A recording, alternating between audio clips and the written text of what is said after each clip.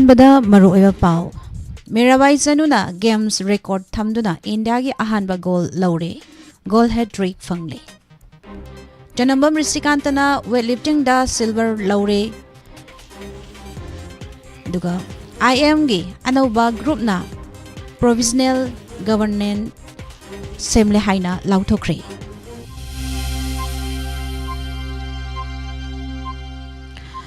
वाकचिंग द लोसिंदुना थमलंबा यामलबा खसुखुलाई फागतख्रे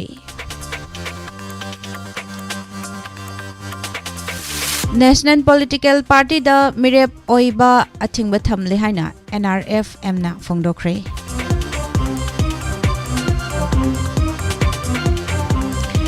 NRC अपडेट तौनबगी फिरेप अगस्त 3 फाउबदा लेंगांगना लाउथोकदबनी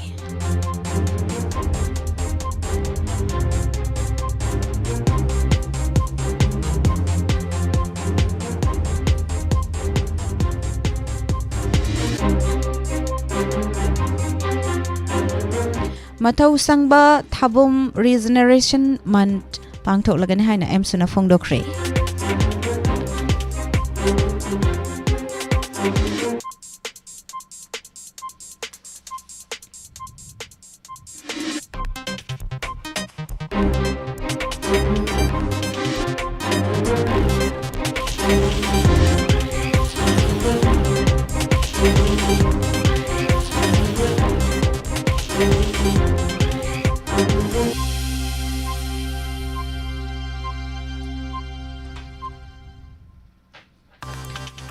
मणिपुर एजुकेशन सर्विस की ऑफिसर सिंह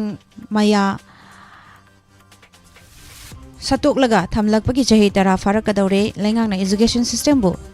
सिंगचित साना मफुत होहनबा होनरबरा हेबसनी नहा सिंगना थौना फना लानमी अमसुंग मखोइना कथोकलंबा सिंगी इहुल लौगदबनी हाइना गवर्नर ना फोंगदोख्रे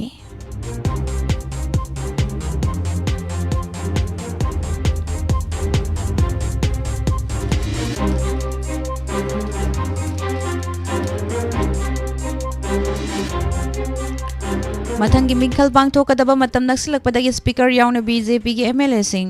मखोल थोरकले गाड़ी अतांग लैरुरगा थौफम लैथ्रे अदुगा अवांगदा सेकमाई मखारोमदा कक्चेंग लमखाइदा लोइरे साइटबटा लैंगाक असिगी मियामगी इहुल खंगना थबक तौरक्त्रबदी BJP दगी तोलकपा याई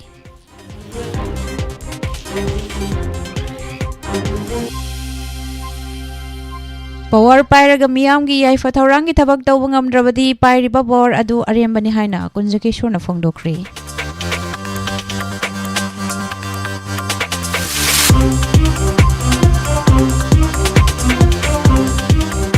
नॉर्थ ईस्ट की स्टेट निपान की मियोई सिंगना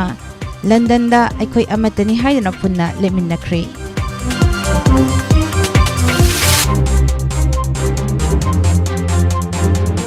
कुकी की सुकदर सिंह चाना थंगनबा पुरकपा DI ट्रक अमसुंग कार अमा मई थादोख्रे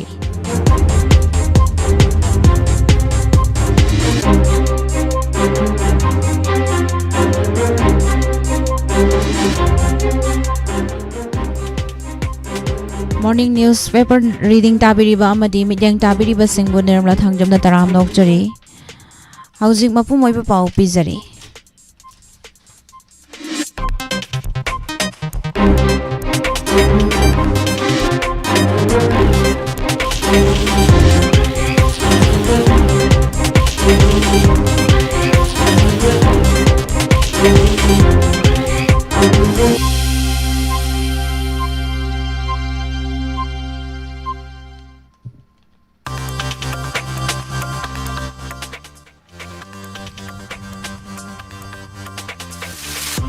सकनाई रबी वेटलिफ्टर साइको मेरेबाई चनुना ngasi ग्लासगोदा नुपीगी किलोग्राम 94 गेम्स रिकॉर्ड थंबा ngamkhibaga loinana कॉमनवेल्थ गेम्स इंग्लिशिंग अनि कुनगे तरुकदा इंडिया दा गेम्स असigi ahanba गोल्ड मेडल खुदोल तमख्रे असigi गोल्ड मेडल असिना मीराबाईबो gold medal hat trick फंगबा ngambagi ngambi sanaroi amasu ohenkhre manipur gi haukiba masagi chahi 38 shurabi Mirabai चनुना clean and Jursta Games record ama oina kg chamaga supna manga thangatringai gi mamangda kg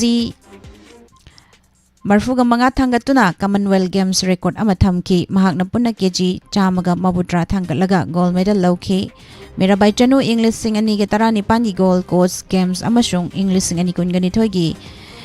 Birmingham Games taju gold medal laukhibani ngasi mai pakpa asida mahakpu thangnana ahum suba Commonwealth Games gold medal fangbangambi sanaroi ama ohen khibani Tokyo Olympics silver medalist India gi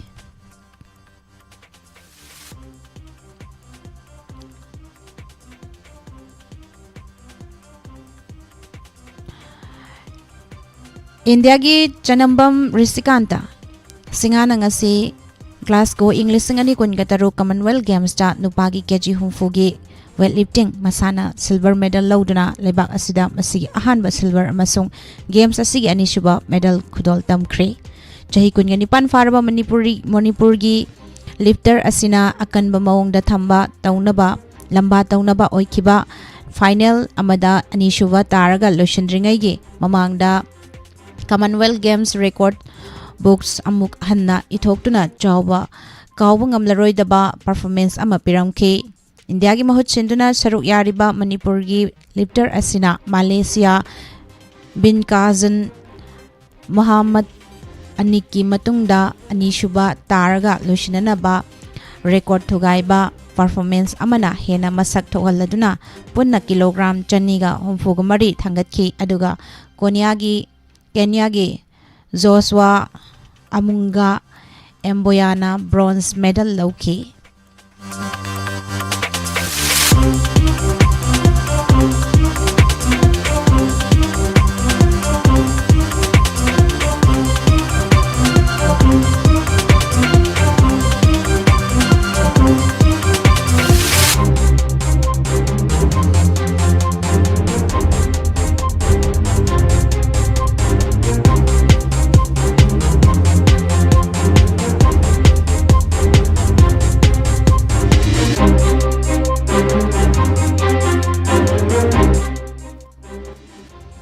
Malemi mapam pumnamakta taunabagumna education gi maru oiba singidamak India da so hauzingna education ministry haiba fawwa ministry amasibu human resource development ministry haina fawwa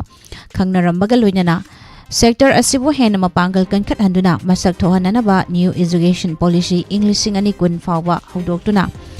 Tabakta onthokpa huraklabasu Manipurgi oinadi Manipur Education Service MES ki makhada appointment pikhiba officer singda sinafum thokpa thabak sing sinadana maya satokpagumna thamlakpa chahi tara fazilakpaga loinana leingakna education system bo singsit chana mafut honaba honarabra haibagi wahang hangnarakli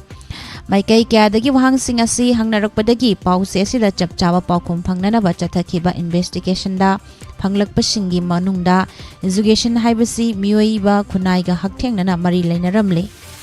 system asida khwaidagi maru oiriba oja mahairoi infrastructure amasung administration pariba sing oiramle education sector gi administration da leiriba singnasu sector asibu mamutana masak khangba oja singi ihul khanglaba matungda matik mayai laiba education system thorak pangamloi dabagi phibam thangnare Manipur dadi masak thokpa education system purakna bagi pandamda Manipur Public Service Mission NPS sina changyeng pangthoktuna khallaga hapkhiba Manipur Education Service MES ki officer sing maya satoklaga mioi maya yaudraba nongshagumna thamlakpa chahi tara surakadaure pause asigi investigation da fanglakpa report singi matung inna kumjali singani tarani thoigi December tarada Manipur lengakna gazette notification thoktuna Manipur Education Service rules English singani tarani thoi chanaba hawanki rule asigi matung inna MPS sina changyeng pangthoktuna kumjali singani taramari gi December thadagi changyeng sing asigi tangkak sing preliminary duga return amadi baiwa Bosi interview pangthoktuna matik chare haiba officer mabudraga matoi khalle haina changyeng asigi result November 8 English singani tara taruk talaw thoki MES ki makada officer oina khallaga miyoi mabudra mathoi gi manungda MES grade 2 da kungani thoi amasung grade 3 da bhugama pan yauri officer sing asi matam gi tangai fadana training piduna education sector gi administration amadi management ki maramda haithoi singthoina ba lengak na thabak kaya pangthokadabani haibagi wafam su makata pau pijari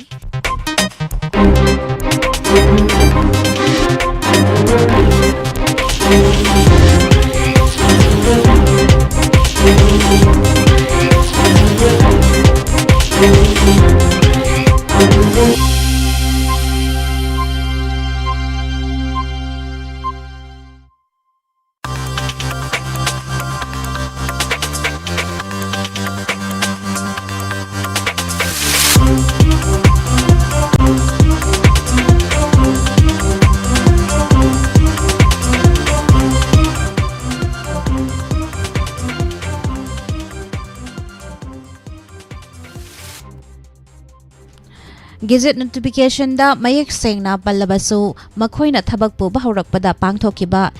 induction training program adudagi hena asi fawda makha taba training makhal amata pangthoklamdre MES grade 2 da leiramba singi manungdagi matamgi matung ina MES grade 1 da promotion pi bayaure grade 1 gi officer sing adu journal education officer ZEO gi amadi joint director gi firm na chingba buhallakpa kuire matam sangna puhalakpadagi service tagi retire tawkiba fawba yawramle adubu ngasi fawba officer sing asi subnatagi reporting officer amagumna thamlamle makoida pifam thokpa power amata piramdre makoina pangthokadaba thabak thoram pumna ma school education gi director loisang asigi secretary Commissioner na chingbana pipe sinduna leirambagi MES gi makhada khanba officer sing asi maya yaudraba nongsaga pangkhak naramle report asina makhata na hai yamna fajaba rules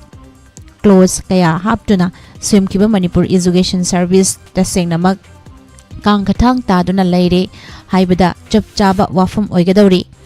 atopa station ja education sector gi power decentralized tawduna zonal level da leiriba officer singda power piraklabasu Manipur gi primary thaki school gi oja amagi utilization tawbada thabak fawbagi power pumnamak director na supai paishinduna leiramle maram asina MES gi makhada khallaba officer singsit chana mafut handuna leiramle Lengaki Health Services Directorate na Dr. Amana Director Oiba Yabagumna Education ga Marilaina ba Officer Amana School Education Loishangi Director Oigadabani Haiba Wafam Jongthoramle Miyoiba Kunaibu Semliba Education asi Manipurdadi IAS MCAS Officer Karagi Promotion Posting pipam oina thamlak pasu thengnare maram asina ojaga administration gi marakta achauba ahoba ama leirakpadagi education system asi mamit pang mangamlamdre Manipur Education Service Rules English singani tarani thoigi rules manga e gi matung ina MES grade 3 gi recruitment gidamakta chada yangkhaina open direct recruitment pangthokadabani atopa chada yangkhaina chahi tara regular service taraklaba postgraduate amasung B.Ed loiraba primary graduate teacher high school gi assistant headmaster duga junior high school gi headmaster singna recruitment asigidamakta changyengda saruk yaba yahalibani rules 5B gi matung ina MES grade 2 gi recruitment chada yangkhaina grade 3 dagi promotion pirakadabani atopa chada yangkhaina chahi tara service ta leiraklaba high school gi headmaster higher secondary school lecturer singna changyengba saruk yagadabani rules 5C gi matung ina MES grade 1 gi chada humbutrana MES grade 2 dagi promotion piraga lemhauriba chada kuntrana chahi manga regular service ta leraklaba higher secondary school gi principal vice principal na recruitment asida saruk yagadabani haina mayek sengna palli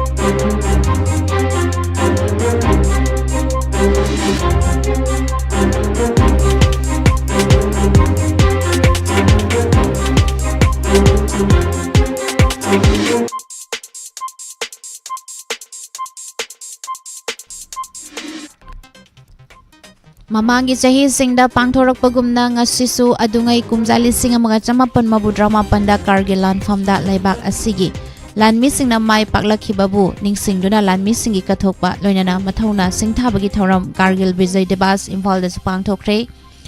Manipur Lengang na Sindhuni State ki thakta Palace Compound ki MSFDS ki auditorium da pangthokiba thoramda Governor AK Bala amasung Chief Minister Y Khemsana luchingduna lanpam asigi thauna faba lanmisingda leisu kattuna ikai khumnaba utki Thauramga mari lainana Governor na hai leibak asigi lanmisingna mapandagi landarakpabu masagi khandana kathokpaga loinana thauna phana mayokna khibani Kargil gi thauna fabasingbu ningsingbaga loinana makhoina leibak asigi ningtamba ngaknabagi damak laukhiba thaudang-sing sakhang gadabani handaktasu Operation Sindurda lanmisingna achoba thaudang lauki haiduna makhoigi thaunabu inot ama piri haiki Thauramgi manungchana Governor Bir Nari amasung Bir Mata Singdasu ikai khumnabagi kai khumnaki Governor na makhatana hai ngasigi thauram asi maraibak nungsiba kathokpa amasung leibak asina chauthokchabagi khudam utpagi mipum khudingmakna thauna fana lanmising amasung makhoigi imung singbu ikai khumnagadabani Laibak asigi Armed Forces ta Manipur gi maikaidagi sumiyoi kyana saruk yari hairiduna hairaduna ngasigi nahasingna thauna fana lanmising ihul lauduna thaksi khasi khangna amasung achetpa pandam amadi leibak nungsibagi pukning wakhalga loinana India gi damakta mathau pangthokadabani haike leibak asibu tangdu leitaba lehenana bahonabada apunbagi thaudang lomina gadabani Miyamna ing tapahena marachetna lehenbaga loinana kumjalising aniga nifuga tareta midyeng thamliba Bexit Bharat ki maikaidaromda amata oiminaduna jangsin winagadabani haike ngarangi thauramda Sri Balmukunda Dev Government Music College ki artist singna chinglemlaba maraibak ningbagi isai sakhi thauram asida MLA Singh Chief Secretary Security Advisor DGP Civil Military Police ki Official Singh ex-serviceman Bir Nari Bir Mata Singh amasung leibaki damak thawai kathokraba lanmi singi imungi miyoi singna saruk yaki Chief Minister nasu Kargil gi lanfamda thauna faba lanmi singna kathoktuna leibak asibu ngaklambagi ningsing thoram asi Manipur yauna ngasi leibak sinbathongna pangthokli haina su phongdokhi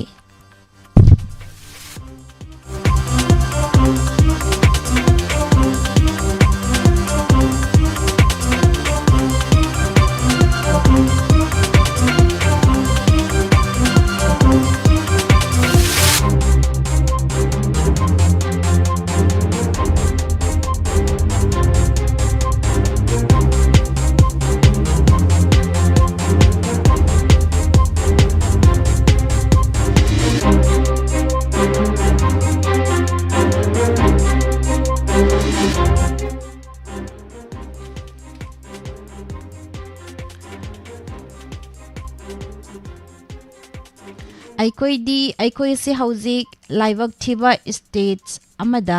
leiri haiduna gari atang balai rubasu thaunaba mafam leiraktre awangda kangpokpi yaubadi lairadna setmaida loire makharomdana kaksing lamkhai loire gari thaunabagi start tawbaga yaubaga hale maram asna gari leinadre haina Manipur Legislative Assembly gi Speaker T.S. Saitabartana phongdokre wafam asi ngarang Better High School gi Organizing Committee na sinduna singjamai wangma baiga pati laikai gi Community Hall da numit nini sathagadaba Social Service cum Tree Plantation amasung Interaction Program haudokpagi thauramda athoiba mithunglen oiraduna Speaker na phongdokhibani mahakna hai hauzik mayoknariba laibak thiba stage asi matau karamna kokadagi haibasi India amasung Manipur government na kopna yengsinbiramgani athuba matamda waruisin ama puraktuna aikhoina wariba mayam asi kokhanbirabadi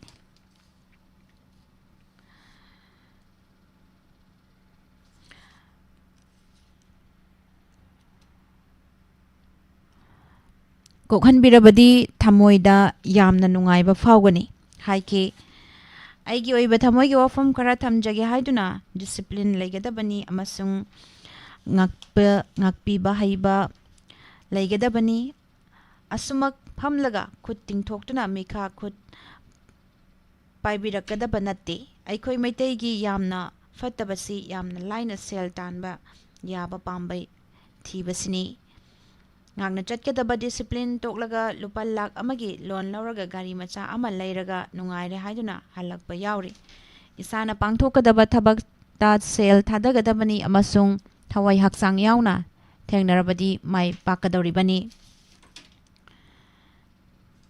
aikhoisu aihaksu ahanba mikhal thengnabada mai pakhide jahi manga ngairaga amuk thengnabada karakpani khwaidagi faba mahairoidi doctor tambaromda chatkhre haujikti politics asi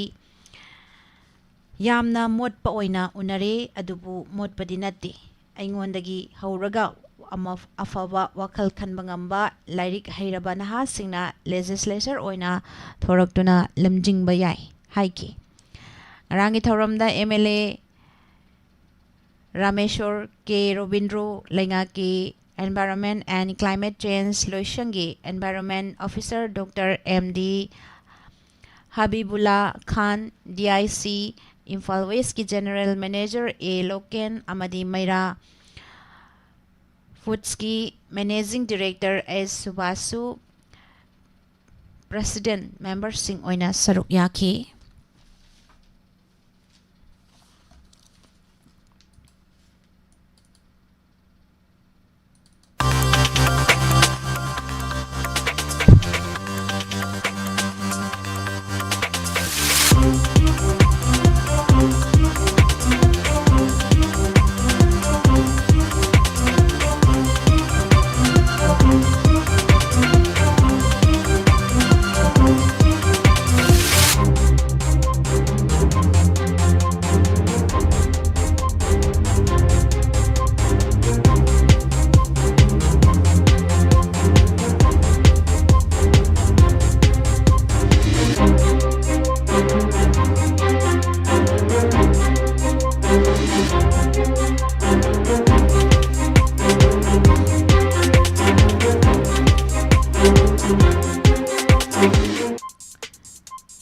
Mamangi kumjali singani kunga manga gi February gi ani shuba jail dagi Manipur Legislative Assembly bu suspended animation da thamlaga chalai khiba president rule mamangi BJP naluchingba laingakta cabinet minister oikhiba MLA laisangtham Susindrona haukhiba hauzik leiriba BJP gi laingak asina miyamgi ihul khangna thabak tawnaba taksilladuna karigumba lengak asina miyamgi ihul khangna thabak tawraktrabadi party amakhaktada punna leiminarabasu lengaki mayokta leblakani amasung BJP thadokpagi fire phawa lawrakpa yai haina phongdokre wafam asi ngarang khurai sajor laikai laiba community hall leisangtham sagai apunba lupna pangthokpa lup asigi special general body meeting amasung chai asigi oina laisangtham sagai gi mithoi mihel laklaba mioi singbu taramna oktuna khudol pot piduna pungning thogatpagi thoramda athoiba mithunglen oina saruk yakhibada paumi singna hangba wahang gi paukhum piraduna phongdokhibani MLA na hai hanna lengak paibada yaurami adubu haujikti leiriba lengak asina karigumba tananingba leiraga hairakpa matamda aningba apamba piba khaktani miyamna lengak sida thamkiba thajabasing adu thabakta onthoraktabadagi miyamgi midyengda lengak ki thak asi nemthakhibani miyamgi ihul khangna thabak tawbudi lengak sinasu pamlamgani pumnamakpu pamlibani adubu karigumba thabakta onthoktrabadi party punjarabasu lengaki mayokta leirakpa tabani Manipur gi yelhomi singdi lengdana adumak lehogani isu kaya amalaklabasu illegal immigrants singna sasilakliba asidagi kannanaba thengnaba mathau tai mamangda lengak pairingai matamda khara wajarabasu tungi mirolgidamak khalaga tawba yaba thabak kharadi tawrami haujikti lengak paidrabanina ichang thongna thabak tawba ngamdre haike Congress की self leader के मेघाचंद्रना Manipur मियाम BJP दा थाजब लेट्रे English सिंगनी कुन गतरेट की assembly मिखल ददी Congress ना लेंगाक पायरक लगनी हाइना फोंदोखिबा वाफम मरी लेना पौमी Singh हंगबा वाहंगी पाउखुमदा महाकना high BJP ना मणिपुर थुगाइबा नत्ते कांग्रेस ना हुलंबा मरुदुना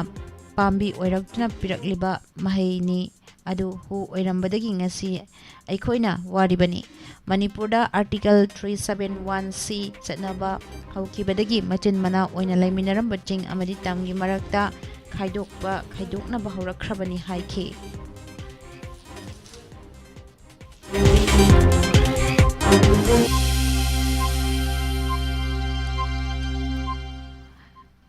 मियोइबना लाइक लाइसु हैरगा सेल यामना पाइरगा करिगुम्बा खरा कथोक्तुना मियामगिदमक थबक तौबा ngamdrabadi अरेमबनी हाइदुना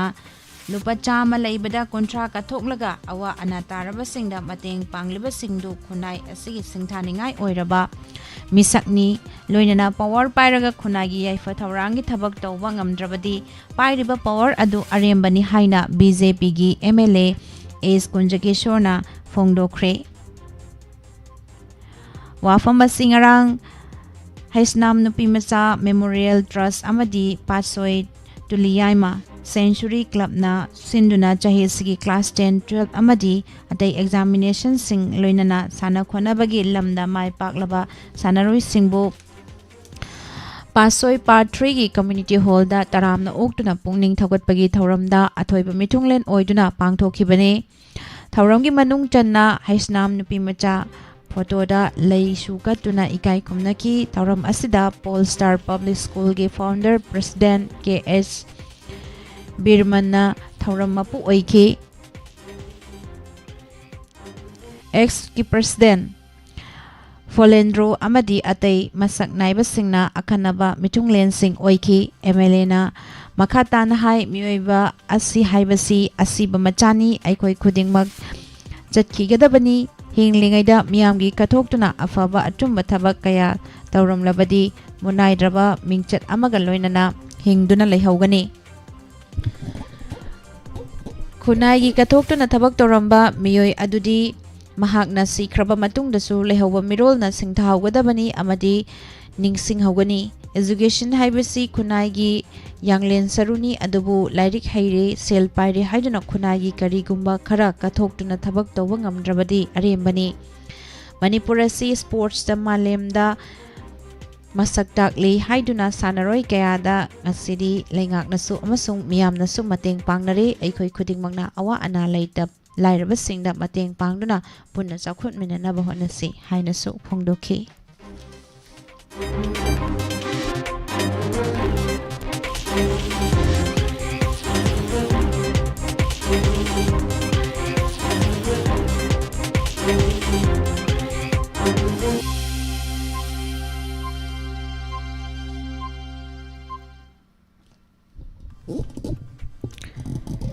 लांजिलक पैखोइबु रिलीफ कैम्प नि हाइदुना कॉलेज अमदा थमजिलकलिबसे कयाम कुइना थम्बिखिगदगे हाइना सलाम अमुरैना फोंदोरखि इंग्लिश सिंगनी कुनगा हुमदोइगी मे अहुमदगी हौरकलगा हौजिक फाउबदा मणिपुर अमसुंग यूनियन लेंगाकना वारोइसिन पुरक्त्रिबा तमथिरबा मणिपुरगी लान असिगी थौदोकसिंगना मरम ओइदुना थवाई हिंगनबगीदमक चुराचांदपुरदगी याइफाकोलदगी लांजेनरक्तुना हियांगथांगी कमख्या पेमटोन कॉलेज दा हांगबा रिलीफ कैम्प ता चंगजफम लौरकलिबसी मसागी चही हुमफुसुरबी सलाम अमुरैना पाउसे सिदा मखाताना हाई थवाई हिंगनबगीदमक चिंगदा काखतुना लोटलंबा मतुंग चुराचांदपुर पुलिस दा टेलीफोन तौबदा पाइरक्तबदगी थांग असेंबली कॉन्स्टिट्यूएंसी की एमएलए टी रोबिंद्रो दा टेलीफोन तौबदगी सिफाई सिंगना अखोइबु लौथोकपा लाक्तुना पुबिरगा अखोइगी मखोइगी कैम्पता नुमित मापनिमुक लेरिङै दा कैम्प अदुगी गेट अमसुंग अकोइबदा कुकी सिंगना थोमजिलक्तुना लौसिन खोमजिनबा मसुंग किहल्लकपदगी थबक चथरकी सिफाईगी कैम्प अदुदा लेरिङैदा नुमिदांगी मतमदा मै थानगनु मुथत्लु मै थानगनु मुथत्लु हाइबदगी चंगजफम लौरिबा मिटै सिंग अमंबदा लेरखिबनी सिफाईगी कैम्प मनुंगदा लेरबा फाउबा कुकी सिंगना ꯊꯣꯝꯖꯤꯜꯂꯛꯇꯨꯅ ꯂꯥꯎ ꯈꯣꯡꯂꯛꯄ ꯑꯃꯁꯨꯡ ꯀꯤꯍꯟ ꯈꯪꯍꯜꯂꯛꯄ ꯑꯗꯨꯗꯒꯤ ꯄꯥꯈꯠꯈꯤꯕ ꯑꯃꯗꯤ ꯊꯨꯀꯠꯈꯤꯕꯅ ꯆꯥꯐꯝ ꯊꯛꯐꯝ ꯈꯪꯈꯤꯗꯦ꯫ ꯍꯧꯖꯤꯛꯇꯤ ꯁꯤꯐꯥꯏꯒꯤ ꯀꯦꯝꯞꯇ ꯂꯩꯇ꯭ꯔꯦ꯫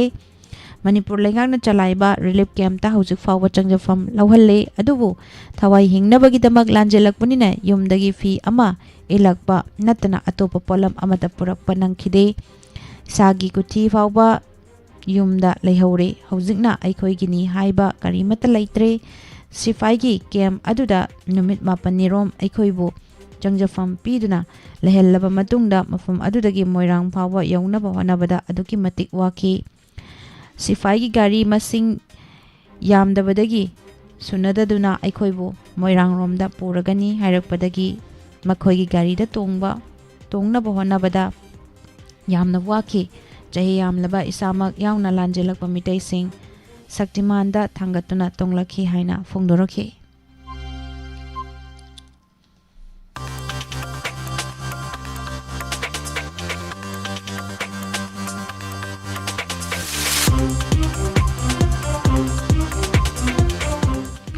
ꯌꯨꯅꯥꯏꯇꯦꯗ ꯀꯤꯡꯗꯝꯒꯤ ꯂꯟꯗꯟꯗ ꯂꯩꯕ ꯏꯟꯗꯤꯌꯟ ꯖꯤꯝꯈꯥꯅꯥ ꯀ꯭ꯂꯕ ꯒ꯭ꯔꯥꯎꯟꯗ ꯊꯥ ꯑꯁꯤꯒꯤ 11ꯗ ꯄꯥꯡꯊꯣꯛꯄ United culture of north east India festival ꯏꯪ 2026ꯇ ꯁꯔꯨꯛ ꯌꯥꯈꯤꯕ ꯏꯟꯗꯤꯌꯥꯒꯤ ꯅꯣꯔꯠ ꯏꯁꯇꯔꯟ ꯁ꯭ꯇꯦꯠ 9ꯒꯤ ꯃꯍꯨꯠ 500ꯔꯣꯝꯅ ꯐꯦꯁꯇꯤꯚꯦꯜ ꯑꯁꯤꯒꯤ ꯈꯨꯗꯣꯡꯆꯥꯕ ꯂꯧꯔꯗꯨꯅ ꯄꯥꯡꯊꯣꯛꯈꯤꯕ ꯅꯣꯡꯃꯒꯤ ꯑꯣꯏꯕ ꯁ꯭ꯇꯦꯠ 9ꯒꯤ ꯀꯜꯆꯔ ꯑꯃꯁꯨꯡ ꯍꯦꯔꯤꯇꯦꯖꯇ ꯌꯨꯝꯐꯝ ꯑꯣꯏꯕ ꯊꯧꯔꯝꯗ ꯑꯩꯈꯣꯏ ꯑꯃꯠꯇꯅꯤ ꯍꯥꯏꯅ ꯂꯦꯞꯃꯤꯟꯅꯈ꯭ꯔꯦ꯫ ꯀꯝꯃ꯭ꯌꯨꯅꯤꯇꯤ ꯁꯦꯂꯦꯕ꯭ꯔꯦꯁꯟ ꯑꯁꯤ ꯇ꯭ꯔꯤꯄꯨꯔꯥꯒꯤ ꯄ꯭ꯔꯇꯤꯌꯣꯠ ꯕꯤꯀ꯭ꯔꯝ ꯃꯅꯤꯛꯌ ꯗꯦꯕ ꯁꯔꯃ ꯁꯧꯒꯠꯄꯗ ꯅꯠꯇꯅ ꯄꯨꯛꯅꯤꯡ ꯊꯧꯒꯠꯇꯨꯅ ꯄꯥꯡꯊꯣꯛꯈꯤꯕꯅꯤ꯫ UK ꯏꯟꯗꯤꯌꯥꯒꯤ IMA ꯐꯥꯎꯟꯗꯦꯁꯟꯅꯁꯨ ꯊꯧꯔꯝ ꯑꯁꯤ ꯕ꯭ꯔꯤꯖ ꯇꯨ ꯋꯥꯔꯜꯗ ꯑꯦꯟ ꯍꯥꯏꯅ ꯐꯦꯁꯇꯤꯚꯦꯜ ꯑꯁꯤꯒꯤ ꯃꯅꯨꯡ ꯆꯟꯅ ꯄꯥꯡꯊꯣꯛꯈꯤ꯫ ꯊꯧꯔꯝ ꯑꯁꯤ ꯃꯦꯘꯥꯂꯌꯥꯒꯤ ꯔꯥꯖ꯭ꯌ ꯁꯚꯥꯒꯤ MP ꯖꯦꯝꯁ ꯁꯪꯃꯥ ꯑꯃꯁꯨꯡ ꯃꯍꯥꯛꯀꯤ ꯂꯣꯏꯅꯕꯤ ꯖꯁꯃꯤꯟ ꯁꯪꯃꯥꯅ ꯍꯧꯗꯣꯛꯈꯤꯕꯅꯤ ꯍꯥꯏꯔꯤ꯫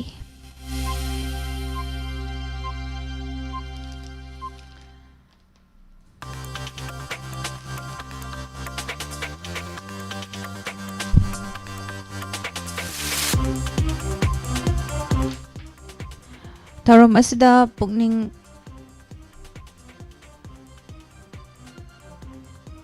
ꯃꯀꯥ ꯆꯤꯡꯁꯤꯟꯅꯤꯡꯉꯥꯏ ꯑꯣꯏꯔꯛꯈꯤꯕꯗꯤ IMA ꯐꯥꯎꯟꯗꯦꯁꯟꯒꯤ ꯐꯥꯎꯟꯗꯔ ꯔꯥꯙꯥ ꯕꯤꯅꯣꯗ ꯁꯔꯃꯅ ꯃꯁꯤꯒꯤ ꯗꯤꯔꯦꯛꯇꯔ ꯑꯃꯁꯨꯡ ꯀꯣ-ꯐꯥꯎꯟꯗꯔ ꯔꯥꯅꯤ ꯕꯦꯟꯁ ꯑꯃꯗꯤ ꯕ꯭ꯔꯤꯇꯤꯁ ꯑꯥꯔꯇꯤꯁꯠ ꯕꯦꯠ ꯋꯤꯂꯤꯌꯝꯁꯀ ꯂꯣꯏꯅꯅ ꯑꯌꯦꯛꯄ ꯁꯛꯇꯝ ꯑꯃ ꯎꯠꯈꯤꯕ ꯑꯁꯤꯅꯤ꯫ ꯑꯌꯦꯛꯄ ꯂꯥꯏ ꯑꯁꯤꯅ ꯅꯣꯔꯠ ꯏꯁ ꯏꯟꯗꯤꯌꯟ ꯂꯤꯗꯔ ꯈꯨꯃꯤ ꯇꯣꯟꯁꯤꯡ ꯕꯔꯇꯟ ꯑꯃꯁꯨꯡ ꯃꯅꯤꯄꯨꯔ ꯀꯟꯁꯇꯤꯇ꯭ꯌꯨꯁꯟ ꯑꯦꯛ 1947ꯒꯤ ꯃꯈꯥꯗ ꯑꯍꯥꯟꯕ ꯄꯥꯡꯊꯣꯛꯄ ꯃꯅꯤꯄꯨꯔꯒꯤ ꯃꯤꯈꯜ ꯃꯇꯥꯡꯗ ꯂꯤꯡꯕ ꯂꯦꯖꯤꯁꯂꯦꯇꯤꯚ ꯑꯦꯁꯦꯝꯕ꯭ꯂꯤꯒꯤ ꯁ꯭ꯄꯤꯀꯔ ꯑꯣꯏꯈꯤꯕ ꯇꯤ.ꯁꯤ.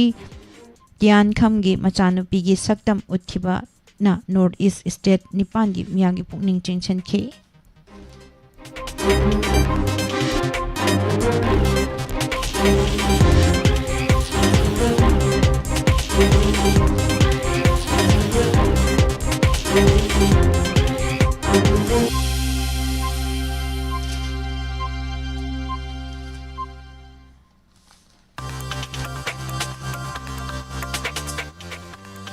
ꯃꯈꯥ ꯇꯥꯔꯛꯄꯗ ꯃꯄꯥꯟꯒꯤ ꯑꯣꯏꯕ ꯄꯥꯎ ꯄꯤꯖꯔꯤ꯫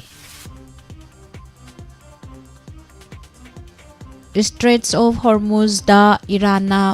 ꯄ꯭ꯂꯥꯟ ꯇꯧꯕ ꯃꯥꯏꯟꯗ ꯊꯦꯡꯂꯨꯕꯗꯒꯤ ꯑꯣꯏꯜ ꯇꯦꯡꯀꯔ ꯑꯃ ꯄꯣꯈꯥꯏꯈ꯭ꯔꯦ꯫ ꯔꯁꯤꯌꯥ ꯑꯃꯁꯨꯡ ꯌꯨꯀ꯭ꯔꯦꯟꯅ ꯑꯦꯔꯤꯌꯦꯜ ꯑꯦꯇꯦꯛ ꯇꯧꯅꯕꯗ ꯃꯤ 9 ꯁꯤꯈ꯭ꯔꯦ, ꯀꯌꯥꯅ ꯁꯣꯛꯈ꯭ꯔꯦ꯫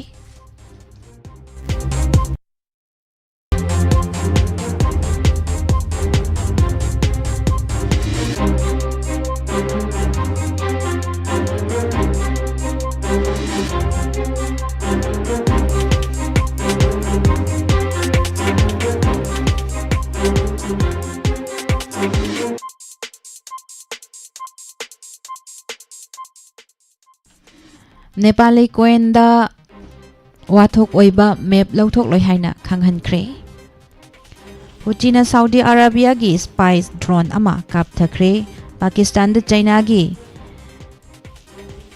ꯏꯟꯚꯦꯁꯠꯃꯦꯟꯇ ꯌꯥꯝꯅ ꯋꯥ ꯀꯥꯏꯔꯦ ꯍꯥꯏꯅ ꯐꯣꯡꯗꯣꯛꯈꯤ꯫ ꯆꯩꯅꯥꯗ ꯅꯣꯡꯂꯩ ꯅꯨꯡꯁꯤꯠ ꯍꯨꯝꯖꯤꯜꯂꯛꯄꯗꯒꯤ ꯃꯤ 10 ꯁꯤꯈ꯭ꯔꯦ꯫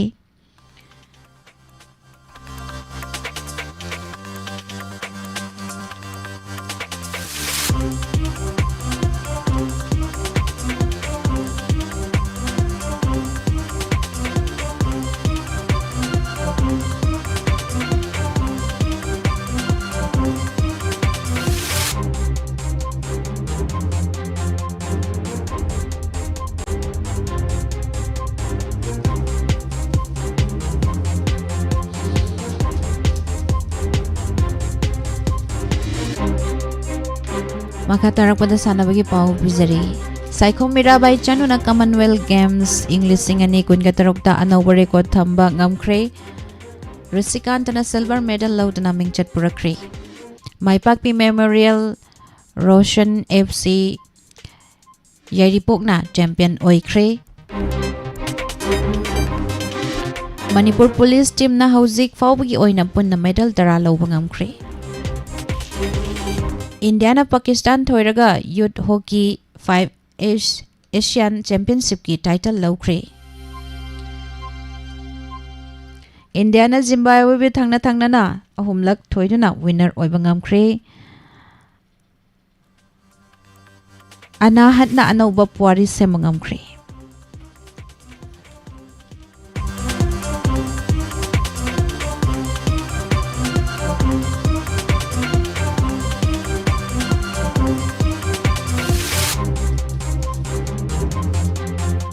Loisilagpada maroiba pau amuka na pizari.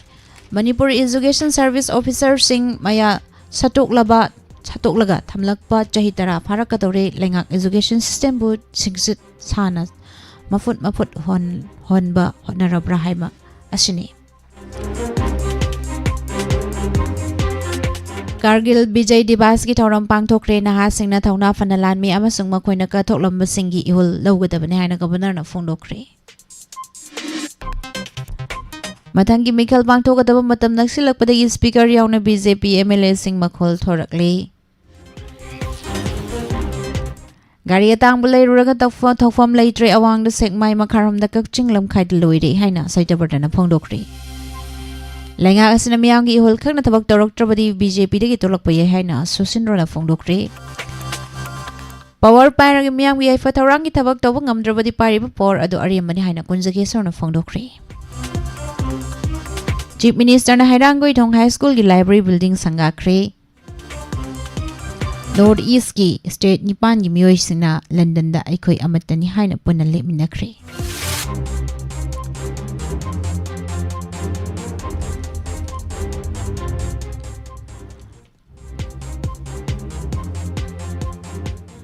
Kakwa Assembly kai mapagi lambi pothole singna chathok chasinda khudong chahandre. Kumjali Singani Kungatari ki Manipur ki Assembly election da outlaw underground organization Sorepana National Party sing Mirep Singh bu ating batam lagle. Kuki gisu kadar singi chana thakna papurakpa DI truck amasung car ama mai thadokre. Bizariba paw siga loinana nungtigi phong leba paw se singdagi lauthok jaba maroiba paw pizabalo shunjari makhatarakpada matam gi WAHONG RASHI PHAL amuk mayam puna taminasi.